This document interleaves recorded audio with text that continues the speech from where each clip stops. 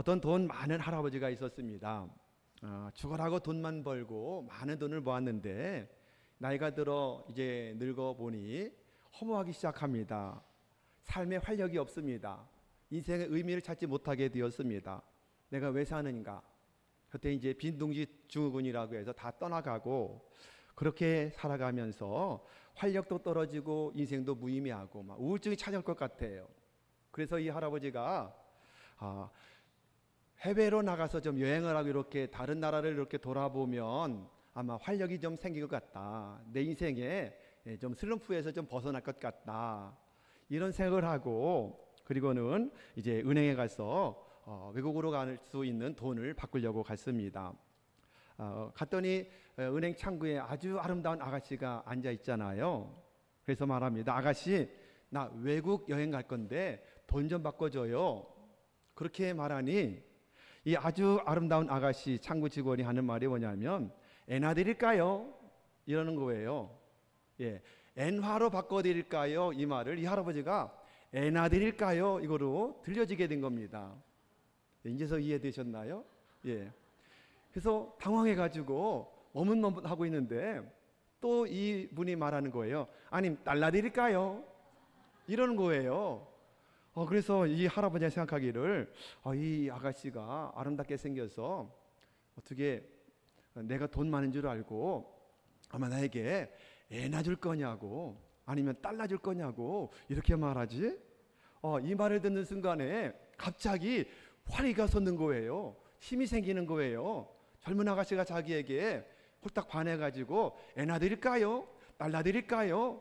이러는 것을 보면서 해외여행 가지 않아도 내가 활기 있게 다시 살 수 있겠구나. 내 슬럼프를 벗어날 수 있겠구나. 흐뭇한 마음을 가지고 이렇게 말했습니다. 이왕이면 아들 하나만 낳아줘. 이렇게 말했다는 거예요. 예. 누가 지어낸 엉터리 같은 이야기인데 이 할아버지가 그 말 한마디에 활력을 얻고 인생의 슬럼프에서 회복이 됐다는 그런 우스개 이야기입니다.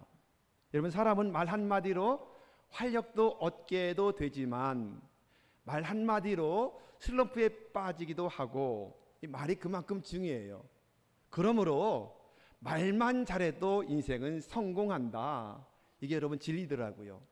성경도 말씀하잖아요. 말 한마디가 정말 우리에게 은혜가 되고 축복이 되지만 말 한마디가 사망이 되고 저주가 될 수 있다는 사실을 성경은 말씀하지 않습니까?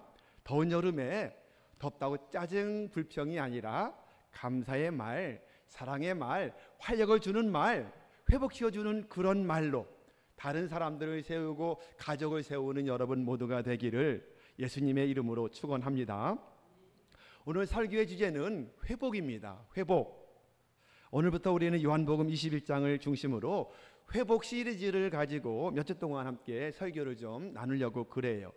그래서 원래 제목은 회복으로 가는 길 첫 번째 시간으로 오늘은 부르심과 회복의 양소 갈릴리라고 하는 제목을 함께 말씀의 은혜를 나누고자 합니다. 자, 오늘 말씀에 나오는 베드로를 한번 보시기 바랍니다. 그가 처음 부르심을 받을 때에 특별히 누가복음 5장 11절 말씀을 한번 띄워주실까요? 이렇게 말씀하죠. 모든 것을 버려두고 예수를 따르니라. 마태복음 4장 10절도 말씀해요. 곧 그물을 버려두고 예수를 따르니라. 우리가 하는 것처럼 베드로는 성질도 급하지만 모든 일에 있어서 주님을 따르는 제자로서의 삶에서 열심히 특심이었습니다. 항상 다른 제자보다 앞서가는 삶을 항상 살았던 모습을 보게 됩니다. 그러므로 수제자라 그렇게 주님이 아끼는 사람 중에 하나였던 모습을 보게 됩니다. 그런데 예수님께서 억울한 누명을 쓰시고 십자가에 달려 처참하게 죽으셨습니다. 그런데 그런 낙심 속에 있을 때에 그 주님이 부활하셨다는 소식을 들었습니다. 그리고 여인의 말을 듣고 무덤으로 달려가서 빈 무덤도 확인했습니다. 아니, 부활하신 주님을 만나기도 했습니다. 그런데도 불구하고 이미 예수님을 3번씩이나 부인하고 저주한 자기의 그 자책감, 죄의식 때문에 깊은 영적인 침체에 빠져 헤어나지 못하는 모습을 오늘 말씀 속에서도 보게 되는 것입니다. 영적 침체에 빠졌더니 부활의 주님을 만났음에도 불구하고 회복이 어렵더라 하는 것입니다. 주님 사명도 잃어버렸습니다. 수제자라고 하는 직분도 지금 잃어버리고 가서 고기 잡는 모습을 보게 됩니다. 감사도 사라졌습니다. 결국 본문 말씀에서 베드로는 뭐라고 그래요? 나는 물고기 잡으러 가노라, 이렇게 말을 하고 결국 물고기 잡으러 가니 제일 큰 맏형 수제자가 그렇게 물고기 잡으러 간다니 많은 제자들이 함께 고기 잡으러 가서 밤새도록 고기를 잡고 있었다. 오늘 말씀은 그렇게 기록을 하고 있습니다. 여러분, 이 베드로의 모습 속에서 여러분 그 모습이 내 모습이 아닐까? 우리 모습일 수 있겠구나. 베드로를 통해서 우리와 나의 모습을 발견할 수 있는 복된 시간 되시기를 우리 주님의 이름으로 축원합니다. 여러분도 마찬가지입니다. 혹시 삶이나 인생을 지금 살아가면서 활력을 잃어버리고 슬럼프를 경험하고 있는 분이 있을 수 있을 것입니다. 경기 침체로 인해서 아니면 여러 가지 영적 침체로 인해서 질병 문제라든지 재정적인 문제라든지 이렇게 여러 가지 문제들 때문에 정신적으로나 육신적으로 활력도 잃어버리고 슬럼프에 빠져 그럭저럭 살아가고 계시지는 않으십니까? 혹시 신앙생활을 하는 중에 믿음의 활력을 잃어버리고 믿음의 권태기를 맞이하고 침체 속에서 우리 신앙이 성장하지 못하고 그냥 진전하지 못하고 발전도 없이 머물러 그럭저럭 살고 있는 인생은 아니십니까? 직장과 사업을 하면서도 활력을 잃어버렸습니까? 가정생활, 부부생활 속에서도 활력을 잃지는 않으셨습니까? 예배 드리러 나왔는데도 예배에 감동도 없고 감격도 없고 구원이 취소되는 것은 아니지만 기쁨도 확신도 사라져버렸고 행복도 평안도 감격도 없는 삶을 살고 있지는 않으신가요? 마음이 늘 공허하고 늘 불안하고 두렵고 미래를 보면 암담하고 그런 마음이 우리를 짓눌러서 늘 절망 그리고 부정적인 생각이 나를 지배하고 있지는 않으신가요? 삶이 무미건조하구나, 내가 왜 살까, 이런 마음을 가져보진 않으셨나요? 마지못해 교회에 나오십니까? 세상 돌아가는 걸 보면 맥이 빠지십니까? 기도하느라고 기도는 하지만 그냥 고개를 숙이고 있을 따름이지 진정한 아멘이 나오지 않는 모습이 내 모습은 아닙니까?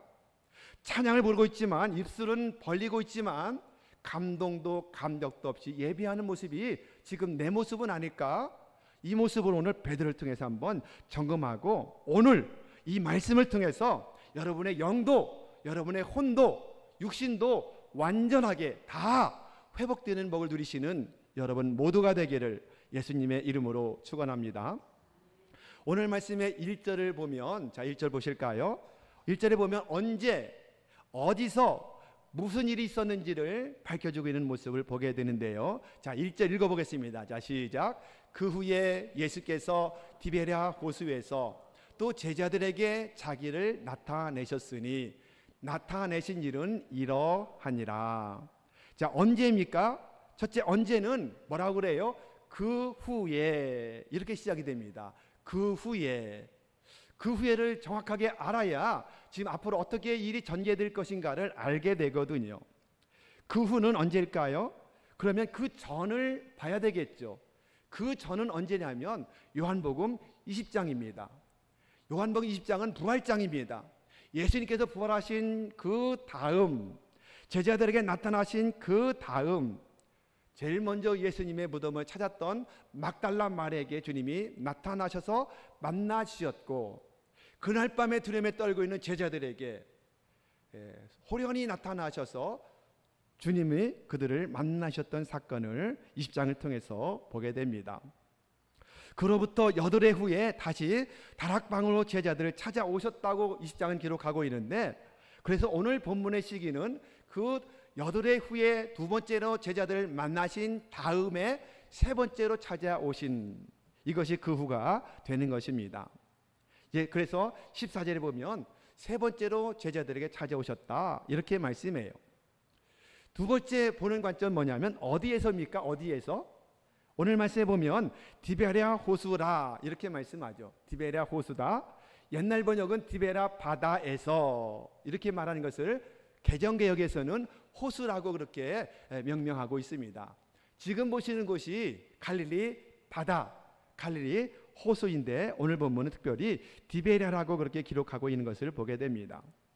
이 호수가 워낙 넓어서 물이 부족한 이스라엘 사람들은 바다라고 부르기를 즐겨하고 지금도 대부분 갈릴리 바다라고 부르고 있습니다. 이 호수의 둘레가 약 53km가 됩니다. 굉장히 큰 호수잖아요. 그 다음에 남북으로 길이는 21km, 호수의 길이가 상당히 큽니다. 동서로 길이는 조금 더 좁아서 11km 정도 되고 해수면으로부터 약 209m가량 아래에 위치를 하고 있는 지역입니다. 그리고 평균 수심은 22m, 가장 깊은 곳은 43m가 되는 깊이의 호수가 갈릴리 바다라고 볼 수가 있는 것입니다. 갈릴리 바다는 세 가지 이름을 가지고 있습니다. 첫 번째, 갈릴리 지역에 있는 바다다. 그래서 자주 제일 많이 갈릴리 바다라고 불려지고 있고요. 오늘 본문에서는 디베랴라고 부름받고 있는데 디베랴라고 하는 명칭은 갈릴리 바다 서쪽 해변에 도시가 건설되었어요. 시장 도시가 건설되었는데 아주 오래전에 황제 이름을 떼서 그 도시를 티베리아라고 불렀고 황제 이름을 따라서 그 지역이 도시가 생겨나므로 바다 또한 디베랴 바다 혹은 호수라고 부르게 되었던 것입니다. 또 하나의 이름이 나오는데 여러분 혹시 기억나시나요? 그 이름은 뭐냐면 게네사렛 호수다 이렇게 말해요. 게네사렛은 히브리 말로 하프, 여러분 하프를 한번 상상해 보시기 바랍니다. 악기 중에서 하프가 있습니다. 갈릴리 바다가 하프의 모양을 닮았다. 그래서 하프를 의미하는 키노스라고 하는 말에서 게네사렛이라고 하는 말이 왔다. 그래서 때로는 게네사렛 호수라고 불려지기도 하는 세 가지 이름으로 불려지는 지역입니다. 자, 세 번째, 그 후에 그 디베랴 바다에서 어떤 일이 일어났는가? 이것을 오늘 본문은 말씀하지 않습니까? 예수께서 제자들에게 자기를 나타내셨다. 이렇게 말씀하고 있는데, 자, 14절 말씀을 같이 한번 읽어볼까요? 자, 14절 시작.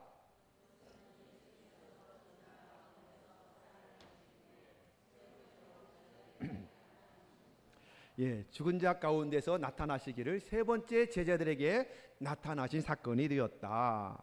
여러분, 그렇다면 우리는 왜 제자들이 지금 갈릴리에 와 있는가를 알아봐야 됩니다. 제자들이 왜 지금 갈릴리에 와 있죠? 갈릴리에서 무엇을 하고 있는지를 규명해 볼 필요가 있다는 것입니다. 이것을 규명해야만 예수님께서 제자들에게 세 번째 나타나시는데 왜 하필이면 갈릴리에서 그들을 만나셨을까를 파악하시기 때문인 것입니다. 이들이 지금 갈릴리에 모여 있는 이유는 분명했습니다. 그것은 무엇이냐면 예수님께서 갈릴리로 가라 명령하셨기 때문이었습니다.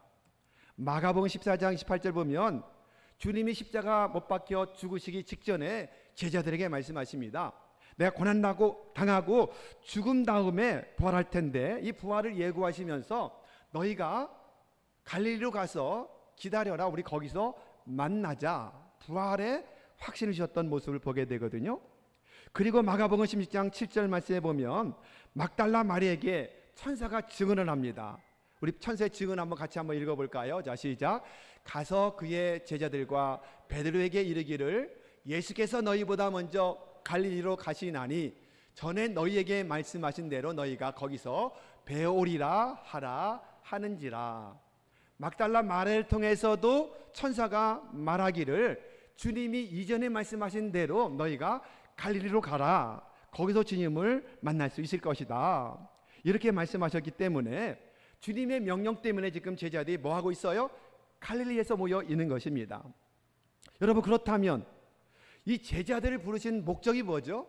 처음부터 제자들을 부르신 목적은 온 세계 모든 민족까지 가서 복음의 증인되라고 제자를 불렀거든요. 그러면 부활하신 주님께서 그냥 예루살렘에서 제자들을 파송하시면 될 텐데 왜 구태여 갈릴리로 그들을 부르셔서 그곳에서 만나자고 미리 약속하시고 지금 그곳으로 세 번째 나타나셔서 그들을 만나고 있을까 하는 것입니다. 제자들에게 있어서 갈릴리란 부름받은 장소였던 것입니다. 물론 모든 제자가 다 갈릴리에서 부름받진 않았지만 거의 어부 출신의 제자들이 많았는데 그들의 부르심은 대부분 갈릴리로부터 부르심을 받고 갈릴리를 중심으로 해서 사역을 시작했던 모습을 우리가 복음서를 통해서 보게 되거든요. 여러분, 그러기에 정말로 부르심의 현장에서 주님을 믿는다는 것이 무엇인지, 부활하신 주님의 증인된다는 것이 무엇인지를 분명히 알게 하시려고 다시 주님을 만나 회복하고 새롭게 정립한 다음에 새롭게 너의 사역들을 시작하라, 이런 의미로 그들을 갈릴리로 불러 모으셨다는 사실을 깨닫게 되는 것입니다. 자, 여기에서 회복으로 가는 길의 첫 번째는 무엇입니까? 지금 말씀한 대로 부르심의 장소로 돌아가야 한다는 것입니다. 우리도 마찬가지입니다. 우리 신앙이나 모든 면에서 회복되기 원한다면 제일 먼저 부르심의 자리로 돌아가야 된다, 이것입니다. 초발심, 초심으로 돌아가자, 이것입니다. 기본이죠. 여러분, 신앙생활도 기본이 중요하거든요. 믿음 생활도 기본기가 너무너무 중요하거든요. 그런데 여러분, 갈릴리로 돌아간 제자들이 지금 무엇을 하고 있어요? 명령에 따라서 갈릴리로 가긴 갔지만 그들은 주님과 전혀 상관없는 일을 하고 있어요. 진리 위에 그들의 가정을 바로 세우기 위해서 애썼다는 표현도 나타나지 않았습니다. 또한 진리 안에 삶의 의미를 알지 못하고 살아가는, 진리 없이 살아가는 사람들을 전도하고 있다고 성경은 기록하지 않고 있습니다. 불행히도 오늘 말씀 3절에 보면 이렇게 증거하고 있는 것을 보게 되지 않습니까? 시몬 베드로가 나는 물고기 잡으러 가노라, 이렇게 말할 따름이었어요. 아무 생각 없이 물고기 잡으러 나갔다라고 말씀하고 있는 것입니다. 그 잡은 고기 가지고 믿지 않는 사람들을 다시 주님이 부활하셨다라고 전하기 위해서 물고기 잡는 것도 아니었습니다. 그냥 예전에 어부였기 때문에 완전히 영적 침체에 빠져 회복되지 못했기 때문에 그냥 옛날 단순히 어부 생활로 돌아가서 물고기 잡으러 큰형인 베드로가 돌아가니 모든 제자들도 함께 따라갈 수밖에 없었던 사실을 오늘 말씀하고 있는 것입니다. 왜 물고기를 잡아야 하는지, 그 진리와 무슨 상관이 있는지 아무런 생각도 하지 않고 그냥 무심코 물고기 잡고 있는데 밤새도록 고기를 잡았지만 어때요? 한 마리도 물고기를 잡지 못했다고 오늘 말씀은 기록을 하고 있는 것입니다. 그냥 이유 없이 물고기 잡으러 갔는데 한 마리도 잡지 않으니 눈이 혈안이 되어가지고 한 마리라도 잡아보려고 애를 쓰고 있는 그들의 모습을 보게 되는데 맹목적으로 물고기만 집착했기 때문에 민망스럽게도 오늘 본문의 4절 말씀 한번 읽어볼까요? 자, 4절 시작. 날이 새어갈 때에 예수께서 바닷가에 서셨으나 제자들이 예수신 줄 알지 못하는지라. 정말 제자로서 민망한 모습이 아닙니까? 물론 멀찌감치서 부르셨지만 예수님인 줄로 알아보지 못하고 있는 한 사람도 주님을 알아보지 못하고 있다, 이렇게 말씀해요. 자, 다시 질문합니다. 이 제자들이 왜 갈릴리로 모였다고요? 주님의 명령 때문이었습니다. 그렇다면 갈릴리로 와서 그들은 무엇을 했어야 할까요? 이미 만난 부활하신 주님을 다시 만나기 위해서 아마도 깨어서 기다리면서 그분을 맞이할 준비를 하고 있어야 마땅합니다. 그런데 그들은 이미 사명도 잃어버리고 직분도 잃어버리고 비전도 하나도 없이 주님의 약속은 생각은 났지만 정말 그분을 깨어 기다리는 모습이 아니라 원래 옛생활로 돌아가서 그저 밤새워가며 물고기 잡는 일, 주님에는 안중이 없었던 삶을 살고 있는 제자들의 모습을 발견하게 된다는 것입니다. 여러분, 여기서 물고기가 대변하는 것이 뭐예요? 물고기가 대변되는 것은 모든 세상의 재물들, 재정들, 돈 버는 것 아니겠습니까? 세속적인 가치관이 아니겠습니까? 바로 그 순간 주님께서는 제자들에게 뭐라고 말씀하셔요? 얘들아, 너희에게 고기가 있느냐? 주님이 아셨어요. 사명을 떠나고 영적 침체에 빠져 회복되지 못하고 단순히 물고기 잡으러 가서 밤새도록 고기를 잡았지만 한 마리도 잡지 못하는 걸 아시고 너희가 나를 떠나갔는데 너에게 과연 물고기를 잡고 있느냐? 라고 물어보고 계신 것입니다. 사랑하는 여러분, 지금도 주님은 제자들에게 물었던 질문을 저와 여러분에게도 동일하게 질문하고 계십니다. 영적 침체에 빠지고 믿음의 침체에 빠지고 그냥 옛날로 돌아가 버리고 영혼들에게 사명도 망각하고 비전도 사라지고 그냥 한 마리의 물고기라도 더 잡으려고 혈안되어 있는 우리의 모습, 그 모습 앞에 나를 떠나서 너희가 열심히 금을 내렸지만 너에게 물고기가 있느냐라고 지금도 주님은 질문하고 있는 것입니다. 이 물으심은 그들이 지금 왜 갈릴리에 지금 삶 속에서 왜 이 삶의 현장에 있는지, 그곳에서 무엇을 해야 하는지, 사명은 무엇인지, 왜 침체를 벗어나지 못하는지를 묻고 계시는 주님의 질문의 모습인 것입니다. 지금도 우리가 아무리 신앙의 연륜이 길다 할지라도, 이제는 우리가 아무리 많은 영적 체험을 했다 할지라도 지금 침체되어 있고 지금 머물러 있고 지금 예배도 찬양도 기도의 감동도 없다면 우리는 이 영적 침체를 벗어나지 않고 있다면 우리의 눈은 다시 어떻게 돼요? 제자들처럼 세속적인 것만 보는 눈밖에 남아있지 않다는 것입니다. 고기 잡는 일에만 열중하고 있는 모습, 영락없이 3년 전에 고기만 잡았던 그들의 모습으로 완전히 돌아가고 있는 모습을 발견하게 되는 것입니다. 여러분, 제자들은 3년 내내 주님을 따라다니며 지혜를 배웠고 그분과 함께 하는 삶을 살았고 많은 기적을 체험하는 삶을 살았습니다. 그런데 이런 제자들도 부활하신 주님을 만났음에도 영적 침체를 경험한다면 우리야말로 두말하면 무엇이겠습니까? 우리 더 많이 더 빨리 더 많이 침체에 빠질 수도 있는 존재들이다 라는 사실입니다. 우리가 주님과 함께 계시다는 사실을 깨닫지 못할 때, 여전히 주님이 나와 함께 하신다는 사실을 믿지 못할 때 우리는 주님의 사명을 감당할 수 없는 것입니다. 주님이 함께 한다는 사실을 믿지 못하는데 어떻게 소금의 삶을 살고 빛의 삶을 살 수 있겠습니까? 그저 빈 그물만 계속 의미 없이 반복해서 던지면서 한 마리의 물고기라도 잡아보려고 애쓰는 욕망의 포로 이상은 될 수 없다는 것입니다. 그러므로 이 회복을 위해서는 첫째로 뭐 해야 된다? 부르심의 장소로 돌아와야 된다는 것입니다. 두 번째, 회복으로 가는 길 두 번째는 그럼 뭘까요? 지금 쭉 말씀드렸는데 주님이 늘 언제나 나와 함께 하신다는 확신, 믿음, 임마누엘의 확신을 갖는 것이 필요한 것입니다. 이 믿음에서부터 우리의 회복은 출발하게 되는 것입니다. 주님께서 다락방에 있을 때 제자들에게 두 번 나타나셨습니다. 그곳에서도 주님은 그들과 함께 하셨습니다. 지금 세 번째는 현장 속에서 갈릴리 바다 배후에서도 그들과 함께 하셨다는 사실을 깨닫게 되는 것입니다.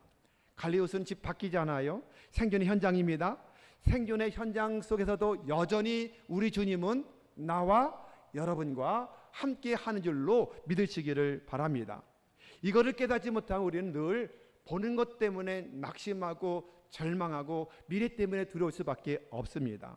그러나 주님이 나와 함께 하신다는 사실을 믿고 깨닫기만 한다면 두려움도 사라지게 될 줄로 믿으시기를 주님의 이름으로 축원합니다. 지금 이 주님의 회복의 과정 속에서 우리에게 주시는 교훈은 무엇입니까? 주님께서는 내 인생의 벼랑 끝에서도 나와 함께 하셨다. 믿으십니까? 또 주님께서는 우리 가정과도 늘 언제나 함께 하셨다. 그 다음에 내 집 밖의 삶의 현장, 직장이건 사업장 속에서도 내가 언제나 그분 나와 함께 하신다. 이것을 우리에게 교훈하고 있는 것입니다. 이 사실을 깨닫지 못할 때 삶은 절망으로 치닫게 됩니다.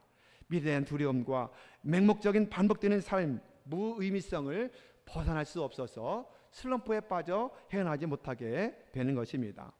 하지만 주님이 나와 함께 하신다는 사실을 믿는 순간부터 우리의 삶에는 변화가 시작이 됩니다. 회복의 역사가 나타나게 되는 것입니다. 신앙도 믿음도 완전하게 회복될 수 있는 은혜는 두 가지. 부르심의 장소로 돌아가서 여전히 언제든지 어느 때든지 주님이 나와 함께 하신다는 사실을 믿을 때 우리는 회복의 출발이 시작된 줄로 믿으시기를 예수님의 이름으로 축원합니다. 나와 함께 하시는 주님에 대한 믿음의 확신, 죄사함의 확신도 필요하고요, 구원의 확신도 필요하고, 기도응답의 확신도 필요한데, 인도의 승리의 확신도 필요한데, 또 하나 중요한 게 뭐냐면 임마누엘의 확신이 중요합니다. 언제나 어느 때나 주님은 나와 함께 하신다는 믿음의 확신으로 여러분 다시 이 여름이지만 여러분의 신앙도 믿음도 충성도 헌신도 온전하게 회복을 꿈꾸는 여러분 모두가 되기를 주님의 이름으로 축원합니다. 임마누엘 확신만 갖는다면 우리 경제적인 위기 두려워할 필요가 없지 않겠습니까? 왜요? 그분이 함께 하시기 때문에. 질병 문제, 곤고하고 절망하게 만들었던 문제들 더 이상 두려워하지 않아도 되는 줄로 믿으시기를 바랍니다. 지금 나와 함께 하신다는 주님을 믿지 못하면 오늘 베드로처럼 나는 물고기 잡으러 가노라 하며 침체 속에서 헤어나지 못하는 삶이지만 주님이 여전히 나와 함께 하셨구나, 내가 주님을 부인하고 저주할 때도 주님 나와 함께 하셨구나, 내가 영적 침체에 빠질 때도 주님이 나와 함께 하시는구나, 내가 벼랑 끝에 섰어도 여전히 주님 나와 함께 하셨구나를 믿는 순간에 우리는 놀랍도록 회복의 은혜가 시작되는 줄로 믿으시기를 주님의 이름으로 축원합니다. 이제 우리는 회복되어야 됩니다. 아멘. 이제 우리는 헤어나야 됩니다.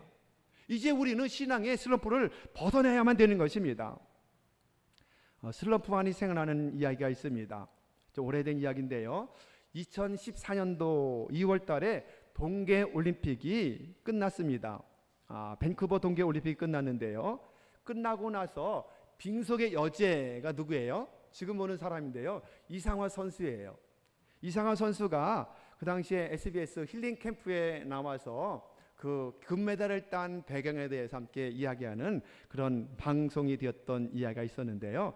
저는 방송을 보지 못하고 그 다음날 신문을 통해서 그 사실을 보게 되었거든요. 이상화 선수가 2010년에 밴쿠버 올림픽 금메달을 달성하면서 세계 1위가 됐잖아요. 그런데 1위에 걸맞게 그 이후로 세계대회에서 번번이 일을 하지 못하는 슬럼프에 빠지게 됩니다.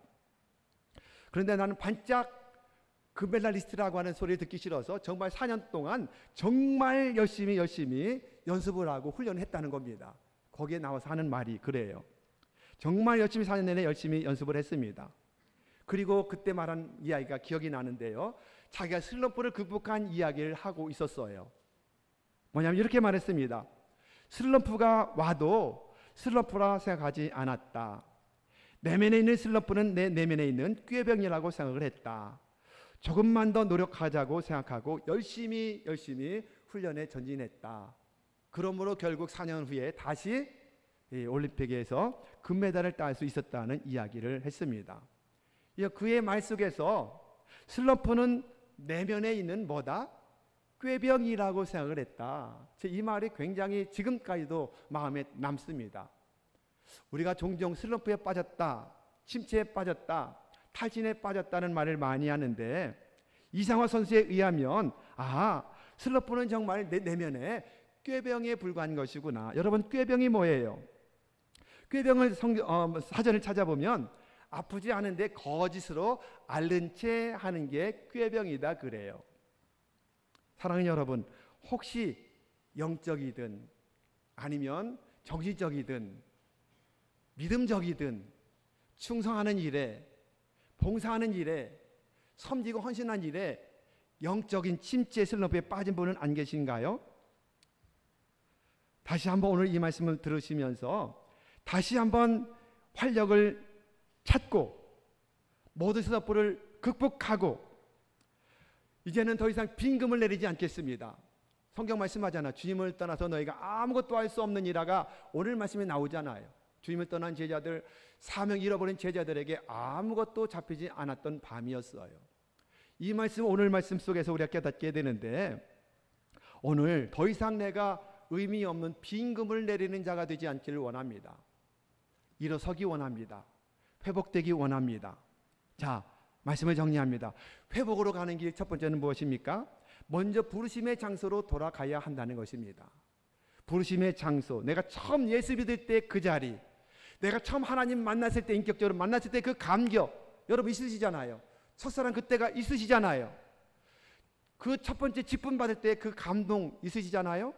그때로 돌아가야 되는 것입니다. 세례 받을 때 그 감동 여러분 없으셨나요? 그 감동으로 돌아가야 됩니다. 목사 안수 받을 때, 장로 장립할 때, 권사 취임할 때 그날의 그 감격과 결단 속으로 돌아가야 하는 것입니다. 그리고 두 번째, 여전히 주님은 집 안에서도 집 밖에서도 삶의 현장 속에서도 고난당할 때도 내가 평안할 때도 언제나 나와 함께하고 계시다는 믿음으로 우리의 신앙은 새롭게 회복되고 출발되는 줄로 믿으시기를 예수님의 이름으로 축원합니다. 이 내 안에 주님 계시다는 임마누엘 확신 가지고 믿음으로 한 주간 아니 한 달 아니 남은 평생을 살아 계속해서 주님께서 말씀하시기를 주님이 너희 안에 고기가 있느냐가 아니라 얼마만큼의 고기를 많이 잡았느냐라고 물으시는 그런 축복을 받아 누리는 저와 여러분 모두가 되기를 예수님의 이름으로 축원합니다.